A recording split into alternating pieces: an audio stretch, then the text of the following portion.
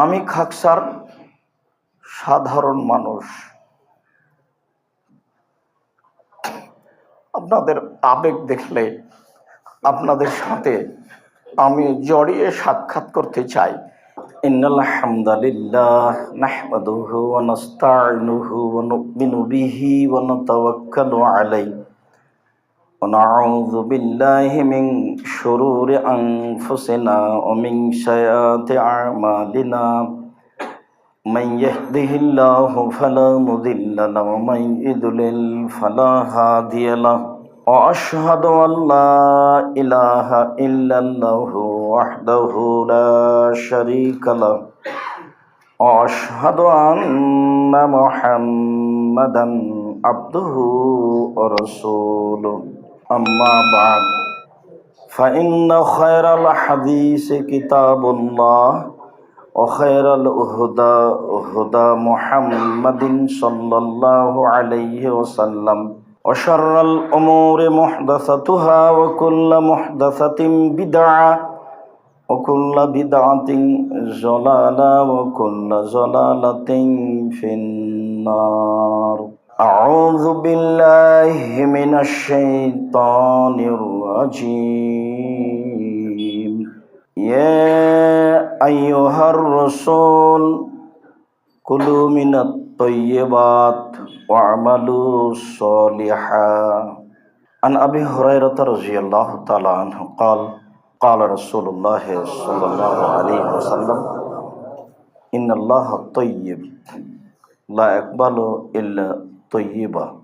ثم ذكر رجلا يطيل السفر أشعث أغبر ويمد يديه ويقول يا ربي يا رب ومطعمه حرام وملبسه حرام ومشربه حرام وغذي بالحرام كيف يستجاب له. رواه مسلم. عن أبي هريرة رضي الله تعالى عنه قال قال رسول الله صلى الله عليه وسلم يأتي على الناس زمان لا يولي الناس ما أخذ منه আমিন আল হালাল আমিন আল হারাম। রাহুল বুখারী। সম্মানিত এই মসজিদে উপস্থিত দ্বীনি মুসলিম ভাই, প্রশংসা আল্লাহর জন্য, শান্তি অবতীর্ণ হোক আল্লাহর রাসূলের উপর সাল্লাল্লাহু আলাইহি ওয়াসাল্লাম। আজ জুমার খুতবায় সংক্ষিপ্ত সময়ে বক্তব্যের বিষয় বৈধ রুজি। হালাল রুজি সম্পর্কে এক গুরুত্বপূর্ণ সংক্ষিপ্ত তথ্যবহল বিবরণের চেষ্টা করব ইনশাআল্লাহ। আজকে আপনারা এই মসজিদে বৃহত্তর চট্টগ্রাম অন্তর্গত খাগড়াছড়ি, বান্দরবন, আরও আশেপাশে ফেনী, কুমিল্লা ও বিভিন্ন জায়গা থেকে এই মসজিদে উপস্থিত হয়েছেন মূলত ভালোবাসা ও এসব কথাগুলি মেনে চলা ও সঠিক বলে মনে হয় মর্মে, যার কারণে আমি আল্লাহ তাআলার প্রশংসা করার পর রাসূল সাল্লাল্লাহু আলাইহি সাল্লামের প্রতি দরুদ ও সালামের পর আপনাদের আন্তরিকভাবে শুকরিয়া আদায় করি। জাযাকুমুল্লাহ খায়র। চট্টগ্রামের বিভিন্ন প্রান্ত থেকে, এলাকা থেকে অনেক কষ্ট করে অনেক অনেক অনেক মানুষ আপনারা উপস্থিত হয়েছেন।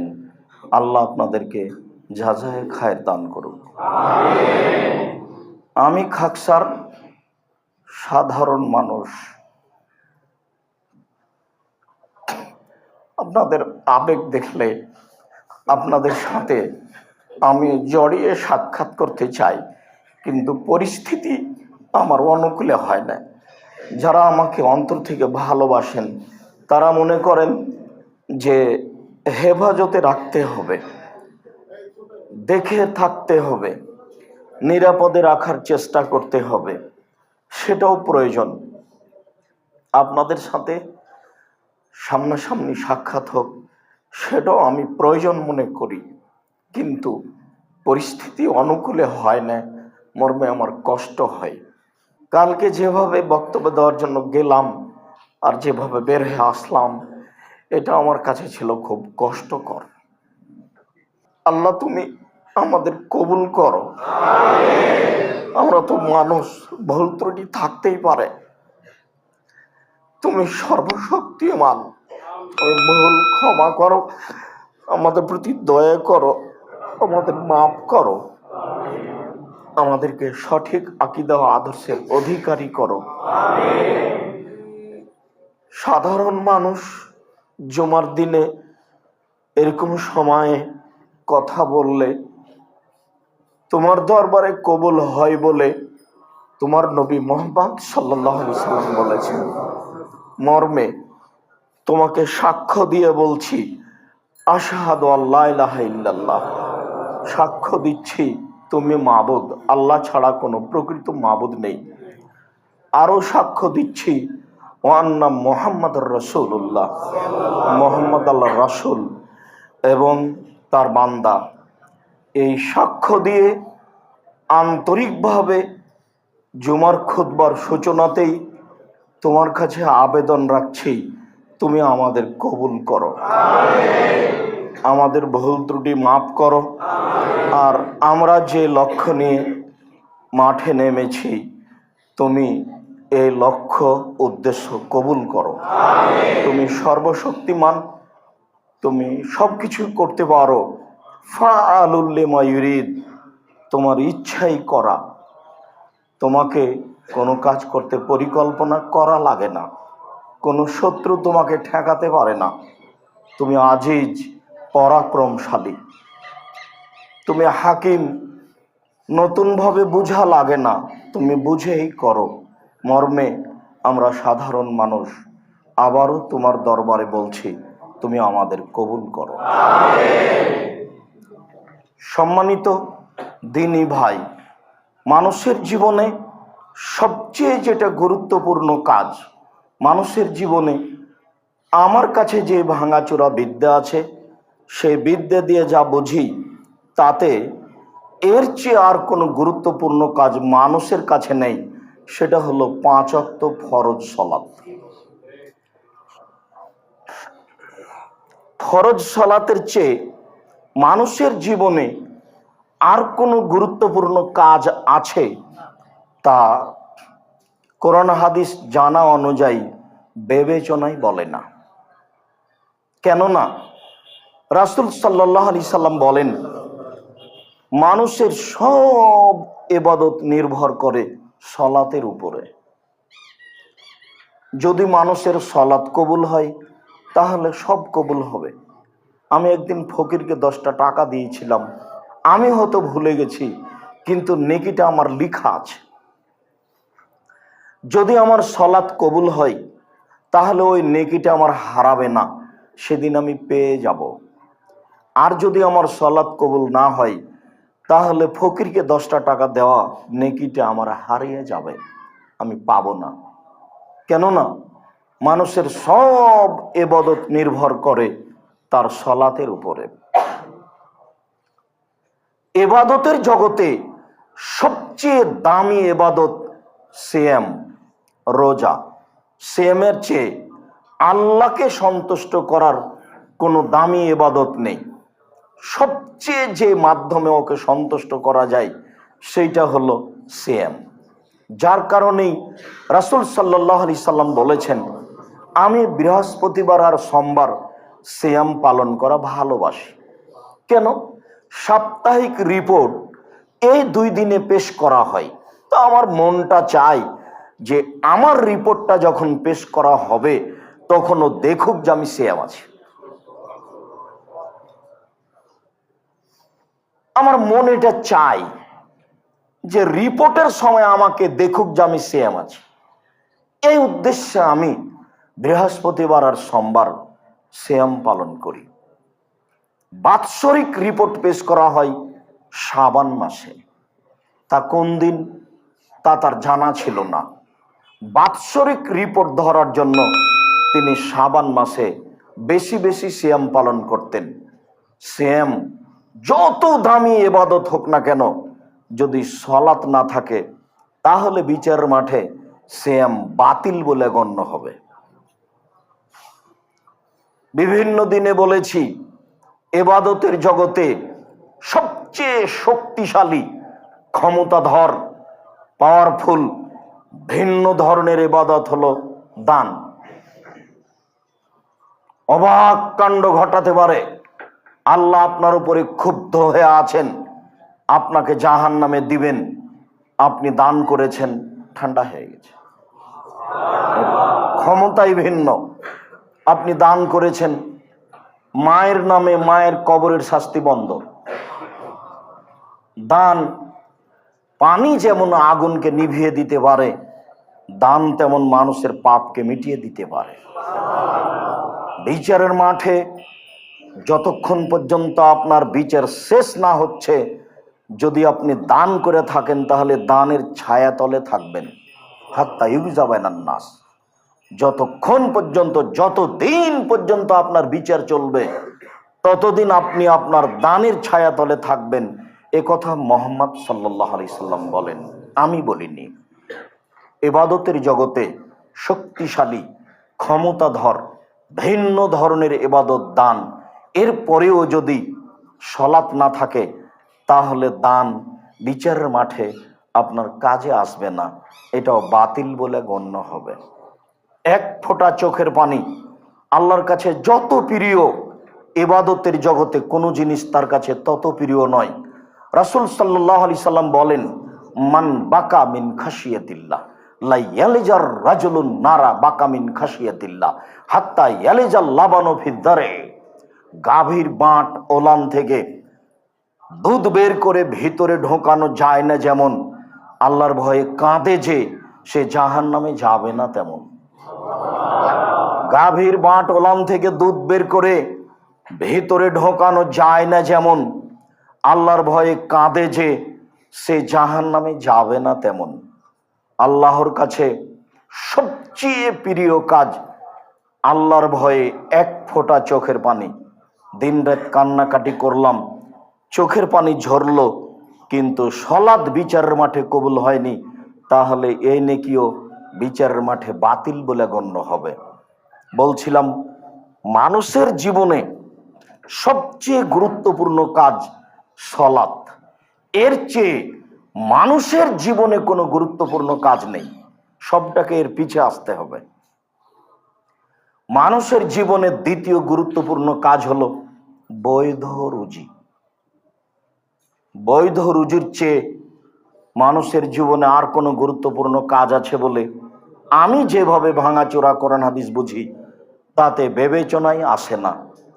সব মারা গেল শেষে, বৈধ রুজি না থাকার কারণে সলাত আদায় করেছিলাম সেটাও গেল, সলাত দিয়ে যা টিকে থাকতো সেটাও গেল।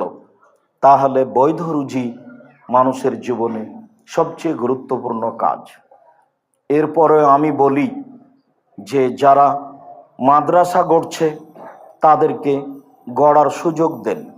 যারা ব্যবসা বাণিজ্য করছেন তারা এমনভাবে ব্যবসা বাণিজ্য করেন যে মনে মনে ভাববেন, চট্টগ্রাম শহরে আমার চেয়ে যেন কোনো বড় ব্যবসায়ী কেউ না থাকে। পয়সা ইনকাম আপনাকে করতেই হবে, কারো বাহাদুরি চলে না পয়সা ছাড়া। মুহাম্মদ সাল্লাল্লাহু আলাইহি সাল্লামের চলে না বইয়ের পয়সা ছাড়া। বইয়ের পয়সা আছে তাই চলতে পারেন, বইয়ের পয়সা ছাড়া চলে না। কার পয়সা? খাদিজা রাদিয়াল্লাহু তাআলা আনহার। দুনিয়াতে সবচেয়ে দামি মহিলা হিসেবে মহিলা মানুষ। তবে আব্দুর রাজ্জাক সাহেবের মুখে শুনেছি যে আয়েশা রাদিয়াল্লাহু তাআলা আনহা পৃথিবীতে সবচেয়ে দামি। এই কথা ঠিক, আমি বলিনি, রাসূল সাল্লাল্লাহু আলাইহি সাল্লাম বলেছেন। তবে কিছু কিছু হাদিসে বোঝা যায় যে খাদিজা রাদিয়াল্লাহু তাআলা আনহা সবচেয়ে দামি। আল্লাহর নবী বলছেন যে আয়েশার বিবরণ, আল্লাহর নবী বলছেন, আয়েশা, জিবরাইল তোমাকে সালাম দিল। তা আয়েশা রাদিয়াল্লাহু তাআলা আনহা বলছেন, ওয়া আলাইকা ওয়া আলাইহিস সালাম, আপনাকেও সালাম, জিবরাইলকেও সালাম। আপনি তো জিবরাইলকে দেখতে পান, আমি তো দেখতে পাই না। একই জায়গায় এক বিছানে তিনজন, ল্যাপের নিচে তিনজন, আয়েশা রাদিয়াল্লাহু তাআলা আনহা, মুহাম্মদ সাল্লাল্লাহু আলাইহি সাল্লাম, জিবরাইল, তিনজনে এক জায়গায়। কিন্তু মুহাম্মদ সাল্লাল্লাহু আলাইহি সাল্লাম জিবরাইলকে দেখতে পান, বুঝতে পারেন, কিন্তু আয়েশা বুঝতে পারেন না। তিনি বলছেন, আয়েশা, জিবরাইল তোমাকে সালাম দিল। এটাও বুখারী মুসলিমের হাদিস, ওটাও বুখারী মুসলিমের হাদিস। আল্লাহ রাসূল বলছেন যে জিবরাইল আমাকে বলছেন, ওই দেখেন, ওই দেখেন, ওই দেখেন মুহাম্মদ সাল্লাল্লাহু আলাইহি সাল্লাম, ওই যে দেখেন খাদিজা আসছে একটা বাটি হাতে করে, ওই বাটিতে তরকারি আছে। শুনেন, ও যখন আপনার কাছে আসবে তখন আপনি বলবেন, খাদিজা, আল্লাহ তোমাকে সালাম দিল, জিবরাইল তোমাকে সালাম দিল, আর তোমার জন্য জান্নাতে একটা ঘর বানানো হয়েছে হীরা মুক্তা মাণিক্য দিয়ে, সেখানে কোনো হইচই নেই। বুখারী মুসলিম। এবার বলেন তো দামি কে হলো? খাদিজা রাদিয়াল্লাহু তাআলা। আগের বারে আল্লাহ নবী বলেননি, আয়েশা, আল্লাহ তোমাকে সালাম দিল, জিবরাইল তোমাকে সালাম দিল। এইবার রাসূল সাল্লাল্লাহু আলাইহি ওয়াসাল্লাম বলছেন, খাদিজা, আল্লাহ তোমাকে সালাম দিয়েছেন, জিবরাইল তোমাকে সালাম দিল। জিবরাইল বলল যে ওই যে একজন মহিলা আসছে, খাদিজা, তার হাতে একটা তরকারির বাটি আছে, ও আসলে বলে দিয়েন এই কথা। এটাও বুখারী মুসলিম, ওটাও বুখারী মুসলিম।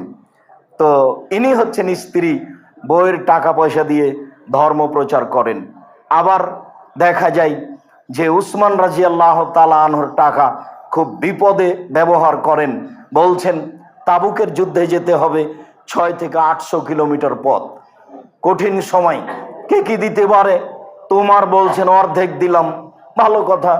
তাও আবু বকর সিদ্দিক, আমি আর কি দিব, আল্লাহকে আর আপনাকে বাড়িতে রেখে সবই দিলাম, ভ্যান ভাড়া হবে না, কিন্তু যা বলেছেন তা দিয়ে আর কেউ ডিঙ্গিয়ে যেতে পারবে না, কিয়ামত পর্যন্ত পথ বন্ধ। আবু বকর সিদ্দিককে ডিঙ্গিয়ে যাওয়ার মানুষ আর কেউ হবে না, আর কোনো বাক্য নেই। আবু বকর সিদ্দিক রাদিয়াল্লাহু তাআলা আনহু যা বললেন। তবে উসমান বললেন, আচ্ছা ঠিক আছে, যত মানুষ যাবে তার অর্ধেকের যাতায়াত খরচ, খাওয়া খরচ আমি দিব। তো 30,000 মানুষ, তাহলে ধরে নিতে হয় 15,000 মানুষকে 15,000 উট দিবেন, 3 মাসের খাওয়া খরচ দিবেন, এর নাম টাকা। তাহলে কাজ হয় টাকা দিয়ে। মুহাম্মদ সাল্লাল্লাহু আলাইহি সাল্লাম দাওয়াত দিলেন আর টাকা দিলেন উসমান রাদিয়াল্লাহু তাআলা আনহু। রাসূল সাল্লাল্লাহু আলাইহি সাল্লামের চলে না টাকা ছাড়া, টাকা ইনকাম করতে হবে বৈধ পন্থায়, অনেক, যেই টাকা দিয়ে দিনের কাজ করতে হবে, এ কথাই ঠিক। ইবাদতের জগতে গুরুত্বপূর্ণ ইবাদত দান, রুজি বেশি উপার্জন করার চেষ্টা করতে হবে বৈধ পন্থায়। নিজে উপকৃত হব, ছেলে মেয়ে উপকৃত হবে, দ্বীনি প্রতিষ্ঠান সঠিক আকীদা আদর্শ উপকৃত হবে, মর্মে টাকা থেকে ফিরে আসার কোনো পথ নেই। চিন্তা ভাবনা দিনরাত এটাই করতে হবে, বৈধ রুজি। সম্মানিত মসজিদের মুসল্লি, আমাকে দেখতে পান আর না পান, কিছুক্ষণ ধৈর্যের পরিচয় দিবেন, কেউ কথা বলবেন না, কষ্ট হবে, এ কথাই ঠিক।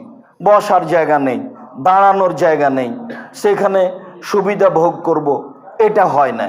খুব কষ্ট করে হলেও মুখে না বলে একজন আর একজনকে মান্য করে মেনে নিয়ে একটু ধৈর্যের পরিচয় দেন। আল্লাহ আপনাদের কবুল করুক, আল্লাহুম্মা আমিন। মহান আল্লাহ বলেন, ইয়া আইয়ুহার রাসূল কুলু মিনাত তাইয়্যিবাত, পৃথিবীর নবী রাসূলগণ আপনারা বৈধ খান, আমালু সলেহা, আর আপনারা বৈধ আমল করেন, সৎ আমল করেন। অত্র আয়াতে আল্লাহ তাআলা 2টা আদেশ করেছেন। এক, নবী রাসূলকেও বৈধ রুজি খেতে হবে, এটা জরুরি আদেশ। দ্বিতীয় জরুরি আদেশ, সৎ আমল করতে হবে, সৎ আমল ছাড়া নবীরও আমল কবুল হবে না। আল্লাহ আমাদের নবীকে বলছেন, লাইন আশরাকতা লায়াহবাতান্না আমালুক, আপনি যদি শিরক করেন তাহলে আপনার আমল বাতিল হবে। যে আমল করছি সেটা যদি সৎ আমল না হয় তাহলে সে আমল বাতিল হবে। ধরুন মাগরিবের পরে 2 রাকাত সুন্নাত পড়লাম, এটা সৎ আমল। রাসূল সাল্লাল্লাহু আলাইহি সাল্লাম বলেছেন, জোহরের আগে 4, জোহরের পরে 2, মাগরিবের পরে 2, এশার পরে 2, ফজরের আগে 2, এই 12 সমান জান্নাতে একটি ঘর। এই 12 সমান জান্নাতে একটি ঘর। তাহলে মাগরিবের পরে হলো 2 রাকাত শতামল, কিন্তু মাগরিবের পরে যদি 6 রাকাত শতামল পড়ি তখন আর শতামল হবে না, তখন হবে আমল, তখন তা হবে বিদাত, তখন আর রক্ষা হবে না কোনো ইবাদত, সব বাতিল বলে গণ্য হবে। রাসূল সাল্লাল্লাহু আলাইহি সাল্লাম বলেছেন, মান আওয়া মুহদাসান লাইক বলা আনহা আদল সারফ, কোন মানুষ যদি বিদাতের আশ্রয় দেয় তাহলে তার ফরজ ইবাদত কবুল হবে না, তার নফল ইবাদত কবুল হবে না, তার কোনো ইবাদতই কবুল হবে না। অথচ সে আল্লাহকে সন্তুষ্ট করার জন্য মাগরিবের পরে 6 রাকাত সুন্নাত পড়ে, তাকে বলে আওয়াবিন, সালাতুল আওয়াবিন। জি না, হাদিস জাল, মানুষের বানানো। এই আমল সৎ আমল নয়। আমল সৎ না হওয়া পর্যন্ত আল্লাহর দরবারে কবুল হবে না। ভিক্ষুককে আমি 10 টাকা দিলাম, এটাও আমল। কবরে পীর সাহেবের হাতে আমি 500 টাকা দিলাম, এটাও আমল। দুটাই আমল। সৎ আমল কোনটা? মহান আল্লাহ বলেন, ইয়া আইয়ুহার রাসূল কুলু মিনাত তাইয়্যিবাত, পৃথিবীর নবী রাসূলগণ শোনেন, আপনারা বৈধ খাবেন আর সৎ আমল করবেন, জরুরি আদেশ। কোন নবী যদি সৎ আমল না করেন তাহলে তার আমল বাতিল হবে, যদিও তাদের সরাসরি যোগাযোগ আল্লাহর সাথে মাধ্যম জিবরাইল আলাইহিস সালাম। জিবরাইলের মাধ্যমে তারা সরাসরি কথা বলতে পারেন, জিবরাইলের মাধ্যম দিয়ে। এরপরেও যদি তারা কোনো অসৎ আমল করেন তাহলে আল্লাহর দরবারে তা কবুল হবে না। আল্লাহ জোরালো আদেশ করলেন, তিনি বলেন, ইয়া আইয়ুহাল্লাযীনা আমানু, যারা বিশ্বাসী, পরকালকে বিশ্বাস করো, আল্লাহকে বিশ্বাস করো, নবীকে বিশ্বাস করো, ফেরেশতাকে বিশ্বাস করো, ভাগ্যকে বিশ্বাস করো, তারা শোনো, কুলু মিনাত তাইয়্যিবাতি মা রাযাকনাকুম, আমি যে রুজি দিয়েছি সেখান থেকে বৈধ খাও। আমি রুজি দিলেই তুমি খাবা এই কথা নয়, সেটা তোমার জন্য বৈধ হতে হবে। মানুষ যা কিছু খায় পৃথিবীতে, সাপ, ব্যাঙ, গরু, ছাগল, পশু প্রাণী, বিড়ি, তামাক, জর্দা, সিগারেট, যত পৃথিবীতে মানুষ খায় সবই আমার দেওয়া রুজি। তবে তোমরা যেটা খাবা সেটা বৈধ হতে হবে। যারা পরকালকে বিশ্বাস করো, আমি তোমাদেরকে আদেশ করলাম। আয়াতে বোঝা যায় মানুষকে সতামল করতে হবে, বৈধ রুজি খেতে হবে। আবু হুরায়রা রাদিয়াল্লাহু তাআলা আনহু বলেন, রাসূল সাল্লাল্লাহু আলাইহি ওয়াসাল্লাম বললেন, ইন্নাল্লাহ তাইয়্যিব, আল্লাহ হলেন পবিত্র, লা ইয়াকবালু ইল্লা তাইয়্যিবা, আল্লাহ বৈধ পবিত্র ছাড়া কবুল করেন না। এই পর্যন্ত বলার পরে কবুল করেন না মর্মে একটা উদাহরণ দিচ্ছেন আল্লাহর নবী। সুম্মা যাকারা রাজুলা, তারপর তিনি একটা লোকের কথা বলেন, ইতুলি সাফারা, যে লোকটা লম্বা সফরে রয়েছে, আশা আশা আকবারা, মাথার চুলগুলি এলোমেলো হয়ে গেছে, ঠিক মতো গোসল করেনি, ঠিক মতো চিরুনি করেনি, চুল এলোমেলো, বিপদে পড়েছে। ওয়ায়ামুদ্দু ইয়াদাইহি, আল্লাহর দরবারে হাত তুলে প্রার্থনা করে বলছে, রব্বি, হে আমার প্রতিপালক, আমি বিপদগ্রস্ত। রাসূল সাল্লাল্লাহু আলাইহি সাল্লাম বলেন, মাতামুহু হারাম, তার খাদ্য আছে হারাম, মাশরাবুহু হারাম, তার পানি আছে হারাম, মালবাসুহু হারাম, তার পোশাক হারাম, অগজিয়া বিল হারাম, তার জীবিকা নির্বাহ হারাম, আন্না ইস্তাজাবু লাহু, তার দোয়া কি করে কবুল হতে পারে? মুসলিম। বিবরণে বোঝা যায় তার দোয়া কবুল হবে না। প্রথম কথা, লোকটা মুসাফির, যারা সফরে থাকে তাদের দোয়া আল্লাহর দরবারে কবুল হয়। দ্বিতীয় কথা, লোকটা বিপদগ্রস্ত। বিপদগ্রস্ত লোক যখন আল্লাহকে কোনো কথা বলেন তখন তার কথা আল্লাহ মেনে নেন। তৃতীয়, লোকটা হাত তুলে দোয়া করছে। মানুষ যখন হাত তুলে দোয়া করে তখন খালি হাত ফিরিয়ে দিতে আল্লাহ লজ্জা পান। লোকটা আমার কাছে হাত তুলে কথা বলে, আমি কেমনে ফিরিয়ে দিই? যাও, আমি তোমার হাত ফিরিয়ে দিলাম না, তুমি যা চাচ্ছ সেটাই দিয়ে দিলাম। সর্বশক্তিমান। আল্লাহ আলা কুল্লি শাইইন কাদির, তিনি সব কিছু করতে পারেন, পরাক্রমশালী, আজিজ, কাদির। সত্তা বলেন, মানুষ যখন হাত তুলে দোয়া করে আমি তার খালি হাত ফিরিয়ে দিতে লজ্জা পাই। বুখারী মুসলিমে প্রায় হাত তুলে দোয়া করার হাদিস রয়েছে 36টি। আইনে রাসূল সাল্লাল্লাহু আলাইহি সাল্লাম দোয়া অধ্যায় বইয়ে প্রায় ধারাবাহিকভাবে 40টি হাদিস পেশ করা হয়েছে হাত তুলে দোয়া করার। 16টি স্থান উল্লেখ করা হয়েছে। উল্লেখযোগ্য স্থান, ইব্রাহিম আলাইহিস সালাম আহাল পরিবারের জন্য হাত তুলে দোয়া করলেন। তিনি বললেন, আল্লাহুম্মা ইন্নী আসকানতু মিন যুররিয়াতি বিওয়াদিন গায়রি যি দারিন ইনদা বাইতিকাল মুহাররাম। আল্লাহ, তোমার আদেশে আমার পরিবারের কিছু অংশকে তোমার কাবা ঘরের পাশে এমন এক জায়গায় রেখে দিলাম যেখানে মানুষজন তো নেই, ঘাস পাতাও নেই। একটু আগে তার স্ত্রী বললেন, তিনি আগে আগে হাঁটছেন, স্ত্রী পিছনে পিছনে হাঁটছেন। পিছন থেকে বলছেন, আইনা তাযহাব ইব্রাহিম, ইব্রাহিম কোথায় যাচ্ছেন? আইনা তাযহাব ইব্রাহিম, ইব্রাহিম কোথায় যাচ্ছেন? অতাতরকুনা ফি হাযাল ওয়াদি লাইসা ফিহি ইনসাল্লাহ শায়, আপনি আমাকে এমন একটা উপত্যকায় যে ছেড়ে যাচ্ছেন যেখানে মানুষজন তো নেই, ঘাস পাতাও নেই। আপনি আমাকে কিছু বলবেন না? একটা দুধের বাচ্চা এভাবে আমাকে রেখে যাচ্ছেন, মানুষজন নেই, গরু ছাগল পশু প্রাণী আছে বুঝতে পারি না, ঘাস পাতাও নেই, এরকম একটা জায়গা আমাকে ছেড়ে চলে যাবেন, আমাকে কিছু বলবেন না? এতবার বলার পরেও ওয়ালা ইয়ালতাফিতু ইলাইহা, ইব্রাহিম আলাইহিস সালাম তার দিকে আর ঘুরে দেখছেন না। নিরুপায় হয়ে স্ত্রী বলছেন, আমারাক আল্লাহ হাদা, আপনাকে কি আল্লাহ এইভাবে চলে যেতে বলেছেন? আমি বুঝলাম না এত নিষ্ঠুরতার কারণ কি। আপনাকে কি আল্লাহ এইভাবে চলে যেতে বলেছেন? ওই দিকে মুখ করে বলছেন নাম। হ্যাঁ, এছাড়া আর কিছু ইব্রাহিম আলাইহিস সালাম বলেননি। তখন তিনি বলছেন, ফালা ইউযায়্যিনাল্লাহু তাআলা, আচ্ছা ঠিক আছে, যেহেতু আল্লাহ আপনাকে চলে যেতে বলছেন তাহলে আমাকে আল্লাহ ধ্বংস করবেন না, ঘাস পাতা থাকার না থাকে। যিনি আপনাকে চলে যেতে বলেছেন তারই জিম্মেদারিতে আমি আছি। ঘাস পাতা না থাকলে কি হবে?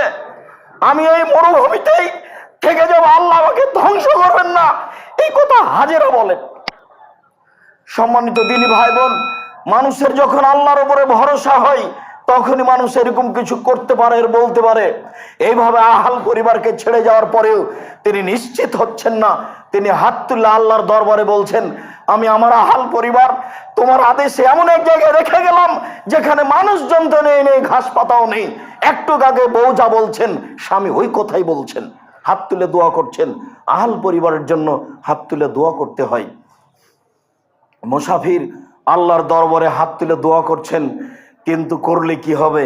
খাদ্য হারাম আছে, পানি হারাম আছে, পোশাক হারাম আছে, জীবিকা নির্বাহ হারাম আছে, তার দোয়া কবুল হবে না।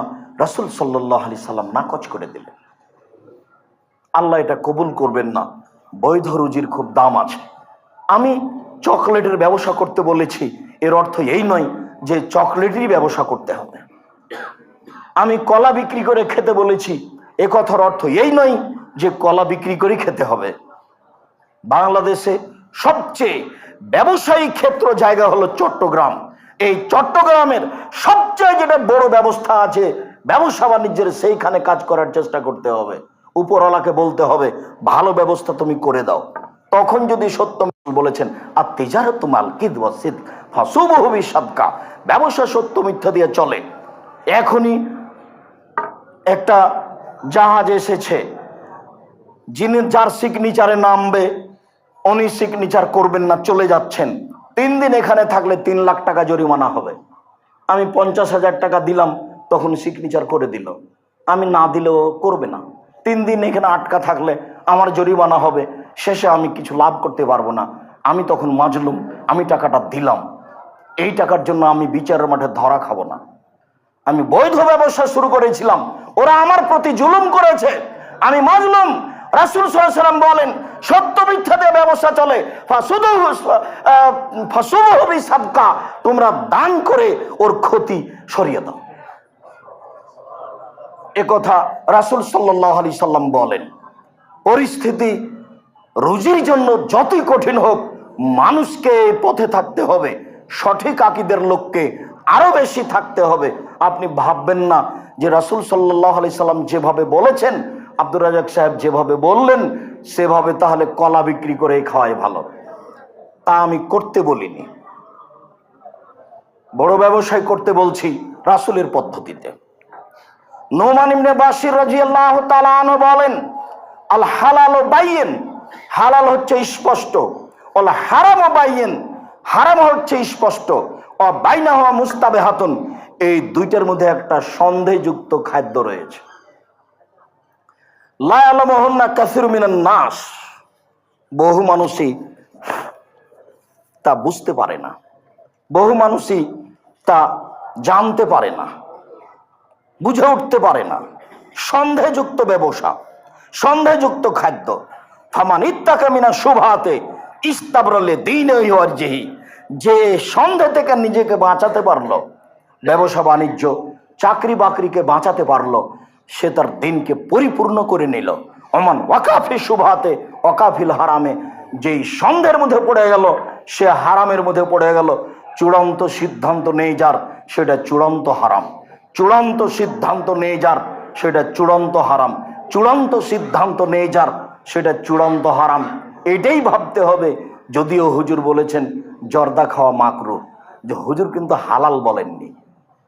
হুজুর বলেছেন যে খাওয়া মাকরুহ, অপছন্দ, খারাপ। মাকরুহ মানে খারাপ। তো হুজুর তো আর হালাল বলেননি। আব্দুর রাজ্জাক সাহেব বলেছেন হারাম, শুধু হারাম বলেননি। আব্দুর রাজ্জাক সাহেব বলেছেন যে রাসূল সাল্লাল্লাহু আলাইহি সাল্লাম বলেছেন 3 শ্রেণীর মানুষ জান্নাতে যাবে না। তার এক শ্রেণীর মানুষ হচ্ছে মদমিনুল খামর, যারা নিয়মিত বিড়ি, তামাক, জর্দা, সিগারেট, গুল, নেশাদার দ্রব্য খায়, পান করে, তারা জান্নাতে যাবে না। মদমিনুল খামর, যারা নিয়মিত নেশাদার দ্রব্য পান করে। একজন হুজুর বললেন যে বিড়ি সিগারেট যে নেশাদার দ্রব্য, তার কি প্রমাণ? তো কথা তো উনি ঠিকই বলছেন, হাদিসও লিখা নাই বিড়ি সিগারেট, কোরআনও লিখা নাই। উনি তো ঠিকই বলছেন, কিন্তু রাসূল সাল্লাল্লাহু আলাইহি সাল্লাম বলেছেন মাসকারা কাসীরুহু ফাকালিলুহু হারাম, যেটা বেশি খেলে বিবেকের ক্ষতি হবে তার কমও হারাম। এটাও তো হাদিস, এটাও তো সহিহ হাদিস। তাহলে এইটার মাপে তুলে দেন, দিয়ে মাওলানা সাহেবকে 250 হাফ কেজি জর্দা খাওয়ান। 250 হাফ কেজি জর্দা খাওয়ার পরে যদি বিবেকের ক্ষতি না হয়, তাহলে সত্যই জর্দা হালাল জিনিস। জর্দার কথা তো আর কোরআন হাদিসে লেখা নেই, কিন্তু এমন বাক্য আল্লাহ রাসূল বলেছেন যেটা সারা পৃথিবীতে সব জায়গাতেই চলবে। সে যে ভাষারই হোক না কেন, এই বাক্য সব জায়গায় চলবে। তিনি বললেন মাসকারা কাসীরুহু ফাকালিলুহু হারাম, যেই জিনিস বেশি খেলে বিবেকের ক্ষতি হবে তার একটা কণাও হারাম। ওই হাদিসের ভিত্তিতে এই হাদিসের অনুবাদ করা আছে যে বিড়ি, তামাক, জর্দা, সিগারেট, গুল, নেশাদার দ্রব্য কেউ যদি পান করে তাহলে সে জান্নাতে যাবে না। এ কথা রাসূল সাল্লাল্লাহু আলাইহি সাল্লাম বলেন, আমি অনুবাদক।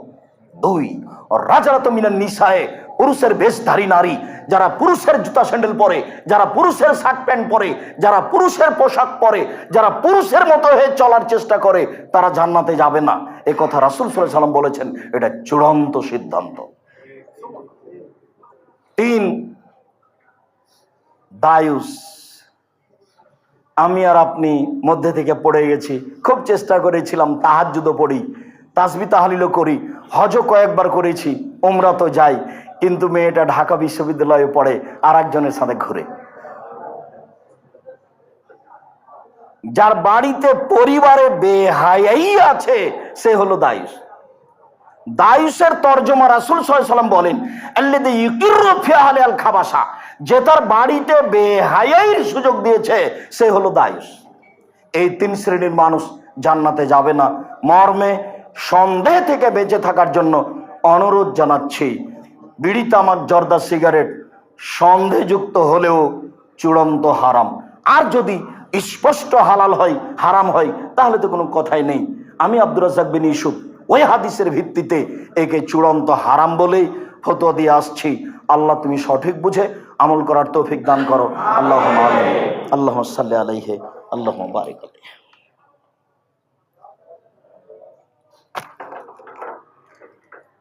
আলহামদুলিল্লাহি ওয়াহদা আসসালাতু ওয়াসসালামু আলা মান লা নাবিয়্যা বাদা।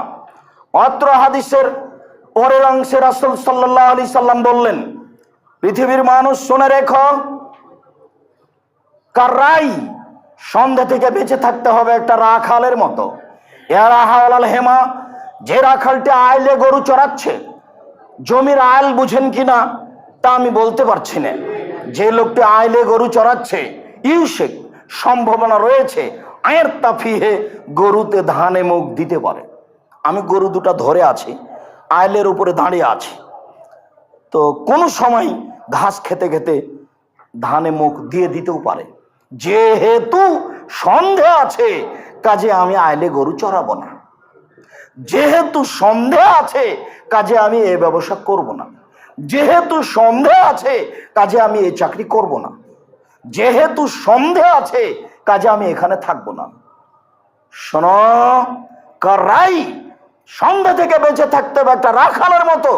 যে রাখালকে ঘোষণা দেওয়া হয়েছে তুমি এখানে গরু চড়াতে পাবা না, ইউশেক সম্ভাবনা রয়েছে আয়ের তাফিয়ে গরুতে ধানে মুখ দিতে পারে।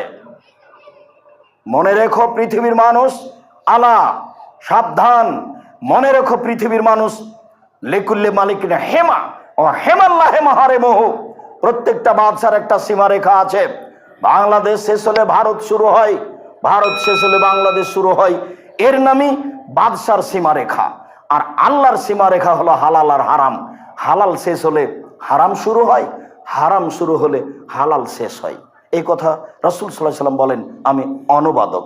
এরপরে তিনি বলেন, আলা পৃথিবীর মানুষ সাবধান, মনে রেখো, ওয়াইনা ফিল জাসাদে মুজগা, মানুষের শরীরে একটা টুকরা রয়েছে, অংশ রয়েছে। এজা সালাহাত সালাহাল জাসাদু কুল্লুহু, যদি ওই টুকরা ভালো থাকে গোটা মানুষটাই ভালো। ওয়া ফাসাদাত ফাসাদাল জাসাদু কুল্লুহু, ওই টুকরা যদি খারাপ হয়ে যায় সম্পূর্ণ মানুষটাই খারাপ। আলা ওয়াহিয়াল কলব, মনে রেখো সেটাই হলো অন্তর। যার অন্তর ভালো তার সব ভালো, যার ভিতর ভালো তার সব ভালো। যার অন্তর খারাপ তার সব খারাপ, যার ভিতর খারাপ তার সব খারাপ। হাদিস বুখারী মুসলিম। কি যে বিবেচনা করলাম আমরা, আর কি যে বুঝলাম এত বড় লম্বা হাদিসের। মুহাম্মদ সাল্লাল্লাহু আলাইহি সাল্লাম বলেছেন হাদিস বুখারী মুসলিম, মানে আম গাছে জাম ধরতে পারে ধরে না, অমাবস্যা রাতে চাঁদ উঠতে পারে উঠে না, সুঁয়ের ছিদ্র দিয়ে লাঙ্গলের ফল ঢুকতে পারে ঢোকে না, সুঁয়ের ছিদ্র দিয়ে লাঙ্গলের ফল ঢুকে যেতে পারে, আম গাছে জাম ধরে যেতে পারে, অমাবস্যার রাতে চাঁদ উঠে যেতে পারে, এই অবাস্তব ঘটনা ঘটে যেতে পারে, এটা সম্ভব হয়ে যেতে পারে। এর পরেও আমি যা বললাম এতে সন্দেহ আছে বলে কিয়ামত পর্যন্ত যদি মানুষ চেষ্টা করে তো সরিষা ঢোকাতে পারবে না। এর নাম বুখারী মুসলিম। আমি কোনোদিনই আমার নিজের বক্তব্য নিয়ে এই কথা বলিনি। যারা বিরোধিতা করে কথা বলে থাকে তারা আমার কথা বুঝতে পারেনি। আমি যখন বলেছি বুখারী মুসলিম তখন বলেছি এই কথা। আর যখন বুখারী মুসলিম বলিনি তখন আমি বলেছি আমিও মানুষ, যদি কোনো জায়গায় ভুল থাকে তদন্ত করে যদি দেখা যায় ভুল হয়েছে তাহলে আমিও ছেড়ে দিতে বাধ্য থাকব। তবে সহজে বিরোধিতা করার চেষ্টা করিয়েন না। কিছুই দেখলেন না আর আপনি লেগে গেলেন। আমি 20 বছর থেকে ফতুয়াই লিখি। আমি 30 বছর থেকে দেখে কথা বলার চেষ্টা করি। 90 সাল থেকে আমি মাঠে আছি। দীর্ঘ 90 সাল থেকে আজ পর্যন্ত আমি জাতির সামনে একটা অপ্রয়োজনীয় বাক্য বলার চেষ্টা করিনি। আমি কোনোদিন কারো বদনাম করিনি, এ আলেমের কথা চলবে, এ আলেম সে। আমি কোনোদিন মাযহাবের কথা বলিনি। আমার এই 30 বছরের বক্তব্য কোনো মাযহাবের কথা নেই। আমি কাউকে ঘৃণা করে কোনোদিন কথা বলিনি। তবে আমাকে যখন জিজ্ঞাসা করা হয়েছে মাযহাব মানা যাবে কিনা, তখন আমি বলেছি আপনি যে মাযহাব মানেন ভালো কথা মানেন, কিন্তু বিচারের মাঠে যদি আল্লাহ ইমাম আবু হানিফা রাহিমাহুল্লাহকে বলেন যে আপনি কি কাউকে বলেছিলেন যে আমাকে মেনে চলেন, তখন যদি ইমাম আবু হানিফা রাহিমাহুল্লাহ বলেন না না না না না আমি কাউকে মানতে বলিনি, তখন আপনার কি হবে? আমি জিজ্ঞাসার উত্তরে এক কথা বলেছি। আমি বলেছি রাসূল সাল্লাল্লাহু আলাইহি ওয়াসাল্লাম বললেন বাল্লিগু আন্নী ওয়ালা আয়া, পৃথিবীর মানুষ তোমাদের একটা কথা জানা থাকলে অন্যকে বলো। জরুরি আদেশ। বাম হাতে একটা লোক চা পান করছে, দেখলে আপনাকে বাধা দিতে হবে, এটা জরুরি আদেশ। ওয়াহাদ্দিসুন বানি ইসরাইল ওয়ালা হারাজ, বানি ইসরাইলের কাহিনী বলো, কোনো দোষ নেই, ভালো কথা। আল্লাহর নবী আমাদেরকে দাওয়াত দিতে বললেন, 3 নম্বর বাক্যে বলছেন, ওমান কাযাবা আলাইয়া মুতাআম্মিদান ফালিয়াতাবাওয়া মাকাদাহু মিনান নার। কেউ যদি কোনো কথা আমার নামে বলে তাহলে তার থাকার জায়গায় জাহান্নাম। উনি নিজেই বললেন যে আমার একটা কথা জানা থাকলে অন্যকে বলো। উনি নিজেই বললেন বানি ইসরাইলের কাহিনী বলো। উনি আবার বলছেন যে কেউ যদি কোনো কথা আমার নামে বলে, সেই কথা যদি আমার না হয় তাহলে তার থাকার জায়গায় জাহান্নাম। তখন আমি বলেছি আল্লাহুম্মা সাল্লি আলা সাইয়্যিদিনা মাওলানা নাবিয়ানা মুহাম্মদ। আমি বলতে নিষেধ করিনি, আমি বলেছি এই দুরূদ যদি নবীর না হয় তাহলে আপনার কি হবে? তো আপনি মানুষকে বলার আগে এইটা চূড়ান্ত করেন যে এটা নবীর, তারপরে আপনি বলেন। আবু হুরায়রা রাদিয়াল্লাহু তাআলা আনহু বলেন, নবী করিম সাল্লাল্লাহু আলাইহি সাল্লাম বলেছেন, আল্লাহুম্মা সাল্লি আলা সাইয়্যিদিনা মাওলানা নাবিয়ানা মুহাম্মদ। আবু দাউদ, হাদিসে তো হাদিস সহিহ, বললেই তো হলো। আর যদি না হয় তাহলে আপনার কি হবে, এইটা আমার কথা। আপনি বলেন, দিন রাত মানুষ করুক বলুক, বিচার তো একদিন হবেই, বিচার তো হবে একদিন। সেদিন বড় জুব্বা দিয়ে কোনো কাজ করতে পারবে না সে। টুপি যত দামি হোক, জুব্বা যত দামি হোক, পাগড়ি যত দামি হোক না কেন, সেদিন টিকে থাকার মতো কোনো মানুষের ক্ষমতা থাকবে না। কোনো ব্যক্তিকে দেখে বিচার হবে না। ফেরাউনের হাত পিছন দিকে বাঁধা থাকবে, কেউ খুলতে পারবে না। রানী এলিজাবেথের হাত পিছন দিকে বাঁধা থাকবে, ইন্দিরা গান্ধীর হাত পিছন দিকে বাঁধা থাকবে, কারো বাবার ক্ষমতা নেই হাত খুলে দিতে পারে। তার নাম বিচারের মাঠ। আলিয়াউমা লা তামলিকু নাফসুন লিনাফসিন শাইআ ওয়াল আমরু ইয়াওমাইযিন লিল্লাহ। আজ কোনো মানুষের কোনো উপকার করতে পারবে না, একচ্ছত্র মালিকের আমার হাতে। আইনাল জাব্বার আইনাল মুতাকাব্বির। স্বৈরাচারী, স্বেচ্ছাচারী, অহংকারী, বদমেজাজিরা কোথায়? আনা মালিকুল আমলাক, আমি হচ্ছি রাজাধিরাজ। আজ তো আপনি বুঝতে পারছেন না যে বিচারের মাঠে আল্লাহ কত শক্ত হয়ে আসবেন, কত কঠিন হয়ে আসবেন। কাজেই আপনার অত দুশ্চিন্তা ভোগ করার কিছু নেই যে সবাই তো দেখছে এরকম করছে, ভুল পথে আছে বলে মনে হচ্ছে, তাহলে আর বিচার কি হবে? জি না, বিচার হবেই। আর সবাকে ভুল পথে দিকে নিরাশা হবেন না। ইব্রাহিম আলাইহিস সালাম বলছেন, দেখো আমি কিন্তু বলে দিয়েছি তুমি আমার বোন। ফালা তুকাযযিবি বিহাদিসি, দেখো সারা, তুমি আমাকে মিথ্যুক প্রমাণ করো না। আমি কিন্তু বলে দিয়েছি আন্নাকে উখতি, তুমি আমার বোন। এখন তোমাকে যদি জিজ্ঞাসা করে যে এইটাকে, তুমি যদি বলো আমার স্বামী, তাহলে তুমি মিথ্যুক হয়ে যাব। দেখো সারা, তুমি আমাকে মিথ্যুক প্রমাণ করো না। তবে সারা মনে রেখো, এই মাটির উপরে মাত্র 2 জন মুসলমান, আমি আর তুমি। এই হিসাবে আমরা ভাই বোন তো বটে। তো তুমি আমাকে মিথ্যুক প্রমাণ করো না।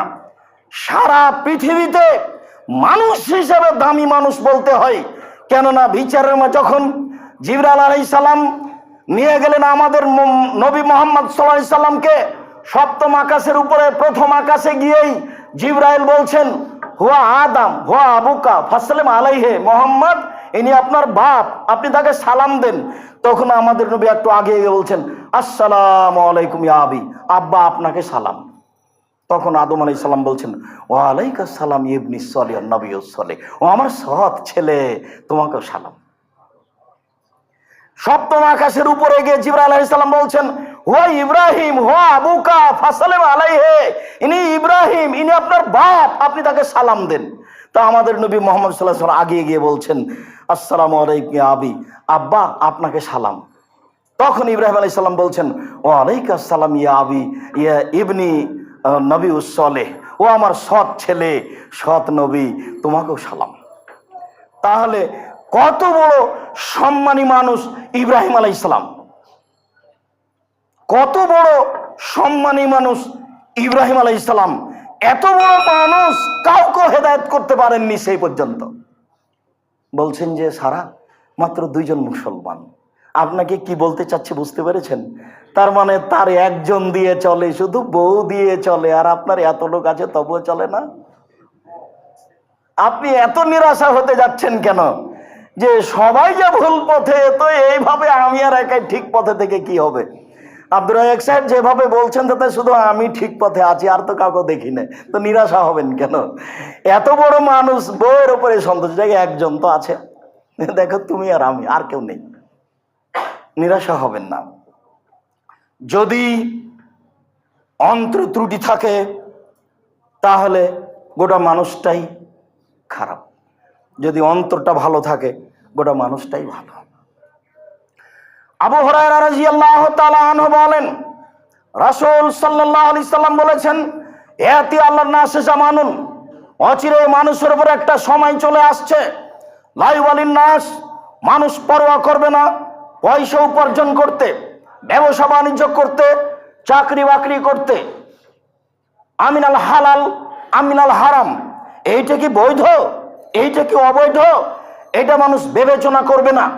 টাকা হলেই হলো, সেটা যে কোনো ইন্স্যুরেন্স হোক, সেটা যে কোনো ব্যবসা হোক, সেটা যে কোনো ব্যাংকিং ব্যবস্থা হোক। আমি বলেছি এদেশের মাটিতে বৈধ পথে কোনো ব্যাংকিং ব্যবস্থা চলে তা আমার জানা নাই। অতএব ব্যাংকে টাকা জমা রাখা আর ব্যাংকে চাকরি করা দুটো এক নয়। স্বেচ্ছায় এখানে পয়সা উপার্জন করবেন আর বলবেন এটা 100% হালাল, তা হতে পারে না। আবার বলেছি এ দেশে এমন কোনো ইন্স্যুরেন্স নেই যেটা বৈধ পথে আছে। আপনি ধর্মের নাম দিয়ে একটা ইন্স্যুরেন্স খুলবেন, সেখানে বৈধ আছে কিছু মনে করবেন, এ কথা ঠিক নয়। রাসূল সাল্লাল্লাহু আলাইহি সাল্লাম ব্যবসাকে পছন্দ করেছেন, জমি চাষকে অপছন্দ করেছেন। জমি চাষ জায়েজ, সাধারণ ব্যবসা দিয়ে, বড় ব্যবসা দিয়ে রুজি উপার্জনের চেষ্টা করবেন। অচিরে এমন পথ চলে আসবে মানুষ পরোয়া করবে না এই পথ উপার্জনের ব্যাপারে বৈধ না অবৈধ। হাদিস বুখারী মুসলিম। সেই সময় এখন যারা টাকা ইনকাম করছে তারা বিবেচনা করে না এটা ঠিক না বেঠিক। রাসূল সাল্লাল্লাহু আলাইহি সাল্লাম বলছেন, বসেতাত আলাইকুম কামা বসেতাত মান কানা কাবলাকুম, তোমরা দরিদ্র হয়ে যাবা, ফকির হয়ে যাবা, এই ভয় আমি মুহাম্মদ সাল্লাল্লাহু আলাইহি সাল্লাম করি না। ফকির হয়ে যাবা তাতে কি, জান্নাত তো আছেই। দরিদ্র হয়ে যাবা তাতে কি, আমি এই ভয় করি না। তবে আমি ভয় করি যে বসেতাত আলাইকুমুদ দুনিয়া, পৃথিবী তোমাদের সামনে তুলে ধরা হবে, তোমরা দেখতে পাবা যে খালি পয়সার পয়সা, উপার্জন আর উপার্জন, প্রযুক্তি আর প্রযুক্তি, টাকার টাকা, এইভাবে তোমাদের তুলে ধরা হবে। তখন তোমরা এই পয়সা উপার্জনের মাঠে নেমে যাবা, প্রতিযোগিতায় নেমে যাবা, কে কত টাকা ইনকাম করতে পারে। বসেতাত আলাইকুমুদ দুনিয়া, প্রযুক্তি তোমাদের সামনে তুলে ধরা হবে, তখন তোমরা দেখতে পাবা টাকা আর টাকা, পয়সা আর পয়সা, প্রযুক্তি আর প্রযুক্তি, ব্যবসা আর ব্যবসা, কত টাকার পথ। তখন তোমরা সেখানে চলে যাবা। তুহলিকুকুম কামা হালাকাতহুম, এই পয়সা এই দুনিয়া তোমাদেরকে ধ্বংস করে দিবে যেমন ভাবে পূর্বের মানুষকে ধ্বংস করেছে। হাদিস তো বুখারী মুসলিম। এই বাক্যের বিবেচনা আপনি কি করবেন, করেন এখন? আমি তো অনুবাদক, তো বুঝলাম তো যে প্রযুক্তি তুলে ধরা হবে। কত প্রযুক্তি নেবেন আপনি? এই 15 বছরে যদি এত প্রযুক্তি হয় তাহলে আরো 20 বছর পরে কত হবে? ও তো হিসাব করতে পারবে না মানুষে। টাকা পয়সার কত পথ বের হবে, এইভাবে জেনা ব্যভিচার বেড়ে যাবে। 20 বছর আগে তো মানুষ বুঝতে পারেনি। রাসূল সাল্লাল্লাহু আলাইহি সাল্লাম বলেছেন যে একটা ডালিম খাবে একটা গ্রাম, আর একটা গাভীর দুধ খাবে একটা বংশ। একটা গাভীর দুধ খাবে একটা বংশ, একটা ডালিম খাবে একটা বংশ, আর একটা গাভীর দুধ খাবে একটা গ্রাম। তো আমরা তো দেখলাম যে একটা গাভীর দুধ হয় 1/2 কেজি, খুব বেশি হলে 3 কেজি, এটা দেখছিলাম। কিন্তু 15-20 বছরের ব্যবধানে দেখছি যে একটা গাভীর দুধ হচ্ছে 40 কেজি। তাহলে 15 বছর পরেই যদি একটা গাভীর দুধ 40 কেজি হয়, তাহলে এখন থেকে 50 বছর পরে একটা গাভীর দুধ কত হবে হিসাব করেন এবার। রাসূল সাল্লাল্লাহু আলাইহি সাল্লাম বলছেন যে একটা ডালিম খাবে একটা বংশ, আর একটা গাভীর দুধ খাবে একটা গ্রাম। মানুষজন হিসাব করলেন না কত বড় হতে পারে 15-20 বছর পূর্বে একটা ডালিম দেখা যেত 100 টাকা, 100, আর এখন দেখা যাচ্ছে স্বাভাবিক ডালিমের ওজন 1 কেজি। তাহলে 50 বছর পরে ডালিম কত হবে? তাহলে বোঝা যাচ্ছে যে মানুষের পয়সা কত বাড়বে, তাহলে প্রযুক্তি কত বাড়বে। তখন তোমাদের কি হবে এইটা আমার ভয়, তখন তোমাদের কি হবে এইটা আমার ভয়। রাসূল সাল্লাল্লাহু আলাইহি ওয়াসাল্লাম বলছেন, দেখো আমার জীবনে বড় ভয় আমার উম্মতের উপরে এক আইম্মাতাম মুজিল্লিন, ভ্রান্ত হুজুর, হুজুর ভ্রান্ত হবে, এটা আমার ভয়। এবারে নগদ ফতোয়া দিচ্ছে যে তাবিজ বিক্রি করে খাওয়া যাবে। কোরআন মাজিদ খুলে দেখাচ্ছে, এ দেখেন আল্লাহ বলছে ভোট দিতে হবে, খুলে কোরআন মাজিদ পড়ে দেখাচ্ছে, বলছে এ দেখেন বুখারী মুসলিমের হাদিস মিলাদ করা যাবে। রাসূল সাল্লাল্লাহু আলাইহি ওয়াসাল্লাম বলছেন, আমার জীবনে 3টা বড় ভয়, তার 1 নম্বর ভয় হচ্ছে আইম্মাতাম মুজিল্লিন, ভ্রান্ত হুজুর। 2, সাতালতাহিকু উম্মতি বিল মুশরিকিন, আমার উম্মত হিন্দুদের সাথে মিশে যাবে, এইটা আমার ভয়। গান বাজনা বাদ্যযন্ত্র হিন্দুদের কাজ। 20 বছর পূর্বে আপনাদের গ্রাম থেকে পাশের গ্রামে হিন্দুদের বিবাহ হতো, তখন খুব বাজনা বাজতো, দৌড়িয়ে যেতেন দেখতে। আপনার মনে আছে মনে হয়, থাকার কথা না, আমরাও তো দৌড়িয়ে গেছি, পাশের গ্রামে হিন্দু ছিল, বাজনা বাজছে। তো এখন দেখি সব দোকানে বাজনা বাজে, সব ঘরে বাজনা বাজে। একটা চট্টগ্রাম শহরে 10 তলা বাড়ি আছে, তার ঘর আছে 300টা রুম আছে, তার মধ্যে প্রায় 250টাতে বাজনা বাজে। রাসূল সাল্লাল্লাহু আলাইহি ওয়াসাল্লাম বলছেন, আমার ভয় আমার উম্মত হিন্দুদের সাথে মিশে যাবে। রাসূল সাল্লাল্লাহু আলাইহি ওয়াসাল্লাম বলছেন, আমার উম্মত হিন্দুদের সাথে মিশে যাবে। এটা কি? হিন্দুদের বাড়িতে আছে পুতুল, হিন্দুদের বাড়িতে আছে মূর্তি, আর আপনার সব ঘরই আছে সাজানো আছে কাঁকড়া, সাজানো আছে পুতুল। আপনার টয়লেটে ঢুকে দেখলাম যে পুতুল আছে, তো টয়লেটে পুতুল রেখেছেন কেন? ওটা কি? ওটা কি দিয়ে আপনি কি বোঝাতে চাচ্ছেন? ওটা টয়লেটে পুতুল কেন? আপনার অ্যালবামে আপনার বাপের ছবি সুন্দর করে সাজানো আছে। আপনাকে আমি বলেছি মনে আছে, সবচেয়ে নিকৃষ্ট ছেলে ওই যে বাপের ছবিকে সুন্দর করে বেঁধে সাজিয়ে রেখেছে। সবচেয়ে ভালো ভদ্র শিক্ষিত ছেলে ওই যে বাপকে কবর দিয়ে এসে বাড়িতে যে পাসপোর্ট সাইজের ছবিটা ছিল হজ করা, সেটাকেও ছিঁড়ে ফেলে দিয়ে আল্লাহর দরবারে হাত তুলে বলছে, আল্লাহ আমার বাপ তো মানুষ ছিলেন, কোনো যদি ভুল ত্রুটি থাকে তুমি মাফ করো। আমি তোর উত্তরসূরি হিসেবে তার বাড়ি জমি জায়গা অর্থ সম্পদ ভোগ করছি, আমি তোমার দরবারে বলছি হাত তুলে তুমি আমার বাপকে মাফ করো। এই হলো সবচেয়ে ভালো ছেলে। কিন্তু বাপের ছবিটা সাজিয়ে রাখলো, সেই কি সবচেয়ে ভালো ছেলে? আমার জীবনে বড় ভয় আমার উম্মত হিন্দুদের সাথে মিশে যাবে। 3, ও 7 আবদ কাবাইল মুম্মাতিল আওসান, আমার উম্মত মূর্তি পূজা করবে, এটা আমার ভয়। অবাক কথা, আমরা মূর্তি পূজা করব মানে মূর্তি ভাড়ার জন্য জন্ম নিয়েছি, মূর্তি পূজা করবে আবার কি কথা? মুহাম্মদ সাল্লাল্লাহু আলাইহি সাল্লাম বলেন, আমার উম্মত মূর্তি পূজা করবে, এটা আমার ভয়। আমার বাড়িতে আমার ঘরে আমি মূর্তিকে সম্মান করি, পূজা করি, এ আবার কোন কথা? আমার গোস্তের সাথে মিশে আছে মূর্তি ভাঙা নীতি, আমার রক্তের সাথে মিশে আছে মূর্তি ভাঙা নীতি, আমার নীতির সাথে মিটে আছে মূর্তি ভাঙা নীতি। সেদিন মুহাম্মদ সাল্লাল্লাহু আলাইহি সাল্লাম কাবা ঘরে ঢোকার সময় বললেন, জাল হক, এসেছে সত্য, ওয়াজাহাকাল বাতিল, চলে গেছে মিথ্যা, ইন্নাল বাতিলা কানা যাহুকা, নিশ্চয়ই মিথ্যা, চিরদিন মিথ্যা। এই বলে তার হাতে লাঠি ছিল। কাবা ঘরে 360টি মূর্তি ছিল, মূর্তিগুলো ছিল তার বাপের। মূর্তিগুলো তার বাপের মানে মূর্তিগুলো ছিল ইসমাইল এবং ইব্রাহিমের। তো বাপই তো, একটু আগে তো বললেন, জিবরাইল বলছেন এটা আপনার বাপ, আপনি তাকে সালাম দেন। তাহলে ইব্রাহিম আলাইহিস সালাম আমাদের নবীর আব্বা, আমাদের নবীর বাপ। জিবরাইল বলছেন এবং মুহাম্মদ সাল্লাল্লাহু আলাইহি ওয়াসাল্লাম নিজে বলছেন যে আব্বা আপনাকে সালাম। বুঝতে পারেননি কথা? তো কাবা ঘরে মূর্তিগুলো